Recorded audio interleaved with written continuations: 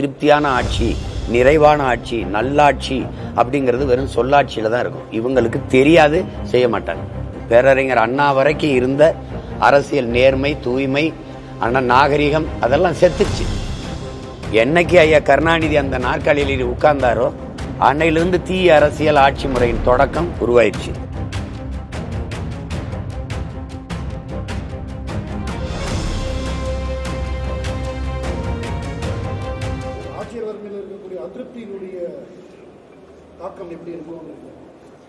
இந்த கட்சிகளால மக்களுக்கு அதிருப்தின்னு நீங்க சொல்றீங்களா? திருப்தியான ஆட்சி, நிறைவான ஆட்சி, நல்லாட்சி அப்படிங்கிறது வெறும் சொல்லாட்சியில தான் இருக்கும். இவங்களுக்கு தெரியாது, செய்ய மாட்டாங்க. இவங்களுக்கு தெரியாது. அது இறந்துருச்சு. அந்த ஆட்சி நடத்தணும்னு நினைக்கிற தலைமைகள், அந்த ஆட்சி அதெல்லாம் நமக்கு கனவாயிருச்சு. அது நம்ம தாத்தா காமராஜர் காலத்தோட முடிஞ்சிட்டு. பேரறிஞர் அண்ணா வரைக்கும் இருந்த அரசியல் நேர்மை, தூய்மை, நாகரிகம் அதெல்லாம் செத்துருச்சு. என்னைக்கு ஐயா கருணாநிதி அந்த நாற்காலியில் உட்கார்ந்தாரோ அன்னையிலிருந்து தீய அரசியல் ஆட்சி முறையின் தொடக்கம் உருவாயிருச்சு. அதுக்கப்புறம் அதை எதிர்பார்த்து இதை முற்று முழுதா தகர்த்து, பகத்சிங் சொன்னதுதான், வெளிப்படையாகவே அநீதிகளால் கட்டமைக்கப்பட்ட ஒரு சமூகத்தை தகர்த்து முற்று முழுதாக புதிய ஒரு சமூகம் படைப்பதற்கு பெயர்தான் புரட்சிங்கிறார். இப்ப வெளிப்படையாகவே அநீதிகளால் கட்டமைக்கப்பட்டுருச்சு. ஏன் நாடு, மற்ற நிலப்பரப்பை விடுங்க, இந்தியாவில் ஏன் நிலம், லஞ்சம் தெரியுது, ஊழல் தெரியுது, வளக்கொள்ளை தெரியுது. இதே கிருஷ்ணகிரியில் தானே ஒரு நாளைக்கு 1 லட்சம் டன் கர்நாடகா எடுத்துட்டு போகுது லாரியில. லாரி உரிமையாளர் சங்கர் யுவராஜ் பேசுறாரு. அப்போ ஒரு நாளைக்கு 1 லட்சம் டன்னா அவரும் அளந்து பார்க்கல சொல்றாரு. அப்போ ஒரு ஆண்டுக்கு எவ்வளவு? இது 10 ஆண்டுகளுக்கு தொடர்ந்த மழை எங்க இருக்கும்? கண்ணுக்கு தெரிஞ்ச மீத்தேன், ஈத்தேன் எல்லா வளங்களும் சுரண்டப்படுது. மணல் சுரண்டப்படுது, மண்ணு சுரண்டப்படுது, காடுகள் அழிக்கப்படுது. அப்ப நீங்க காடு, நீர் அது அழிக்கப்பட்டால் நான் நட்டு வச்சிடலாம், காட்டை, நீரை தேக்கி வச்சிடலாம். மலையை மணலை எப்படி உருவாக்குவீங்க? கண்ணுக்கு தெரிஞ்சு எல்லா நீதி. வாக்குக்கு காசு கொடுக்கறது சரியான முறைன்னு நீங்க நினைக்கிறீங்களா? ஜனநாயகத்தில், மக்களாட்சியில் மக்களுக்கு இருக்கிற கடைசி கருவி அது ஒண்ணுதான்.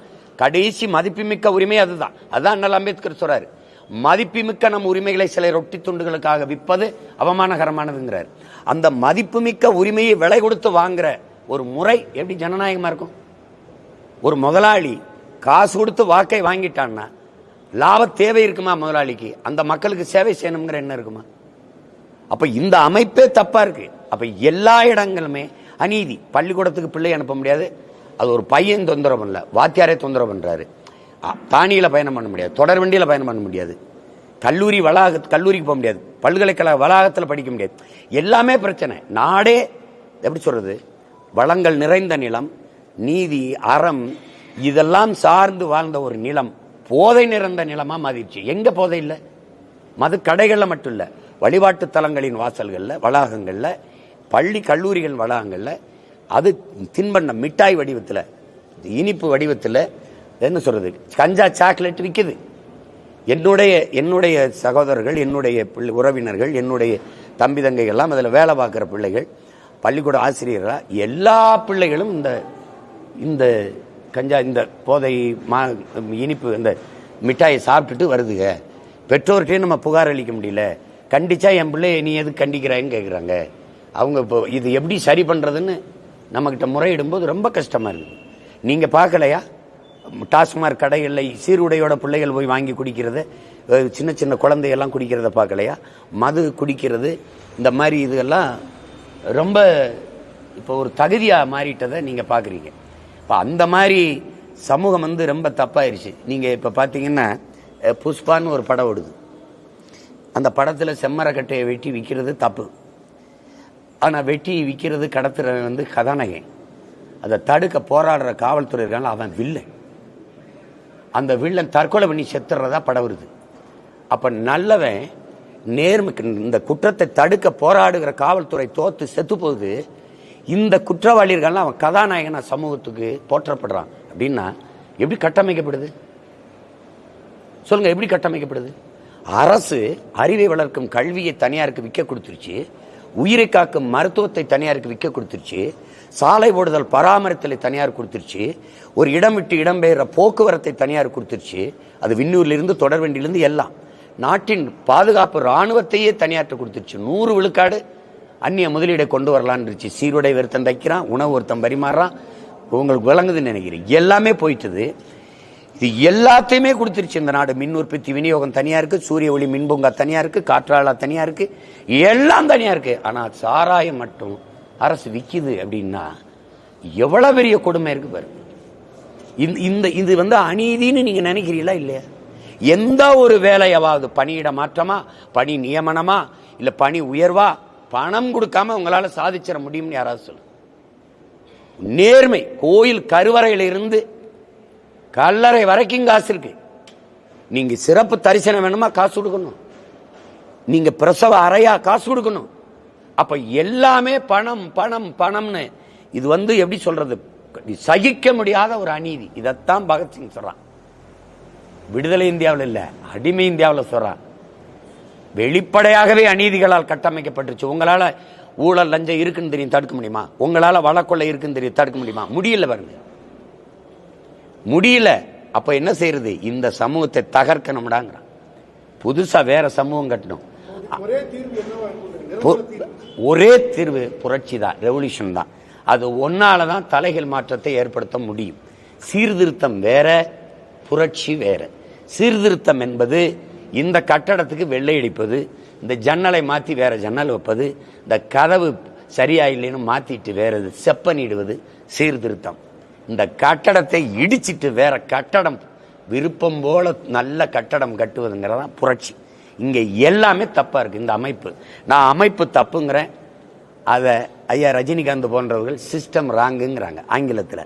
அதுதான் இங்க இருக்கிறது. இந்த முறையில் நல்ல அரசியல் என்பதோ நல்ல ஆட்சி என்பதோ கனவிலும் கனவு. இது சாத்தியம் இல்லை.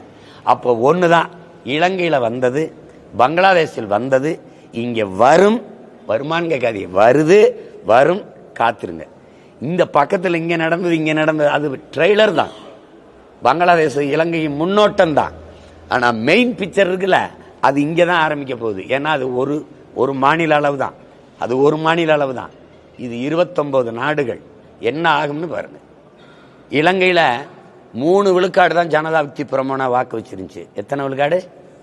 3.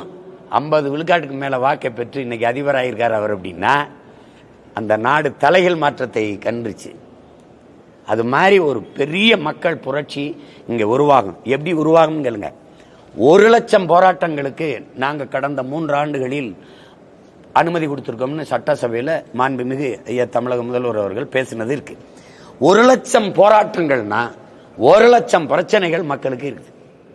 இன்னும் இருக்குது. அரசுக்கே பிரச்சனை இப்ப போராடுது. பார்த்திருக்கீங்க, இப்ப பாக்குறீங்க. உங்களுக்கு நீதி தர மாட்டேங்குதே, தொகுதி சீரமைப்புன்னு பாதிப்பு பேர். அப்ப நீங்களே வர்றீங்க, களத்துக்கு வர்றீங்க.